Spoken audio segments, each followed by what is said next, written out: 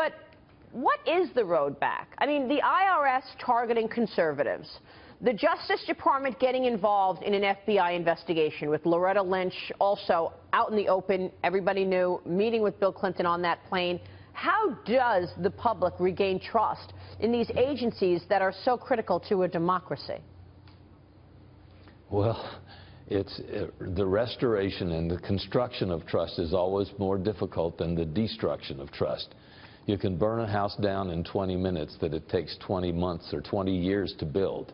And so it's a very important thing that we have integrity in the system. So, for instance, the president has complete power to pardon, but he would probably prefer not to have to exercise that power. And I don't think it would be in the interest of the public for that power to be exercised.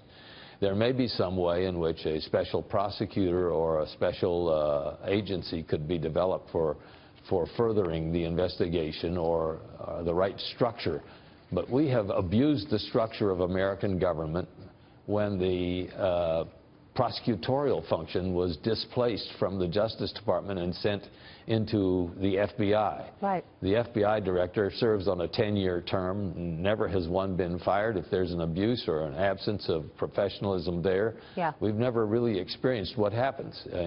In ordinary prosecutors, they're subject to withdrawal by the president. But wouldn't one way to sort of clear the air would be for Congress to push aggressively and to be agreed that we would get a special prosecutor in or a grand jury in to actually look at Hillary Clinton's behavior to see, in fact, and hear from an independent person or independent committee about this? Why hasn't that taken place?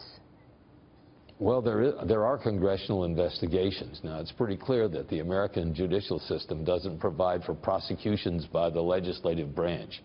But there can be investigations. The problem is that when the Congress subpoenaed the records and the Congress subpoenaed the documents, you had aggressive acts of destroying and deleting and bleaching and otherwise depriving the Congress of its capacity to see those documents. So you have, you know, the hammered phones, the bleached records, the so-called lost items. And then, of course, this most recent episode where we have made some sort of an investigation of hundreds of thousands of documents in a matter of a couple days when it took us a number of months to make an investigation of many fewer documents. So these anomalies are simply not easily to be remedied in the mind of the American people. Yeah. Does your gut tell you that he basically got a call from Loretta Lynch or someone above that basically said, you better come out and make a statement before the election?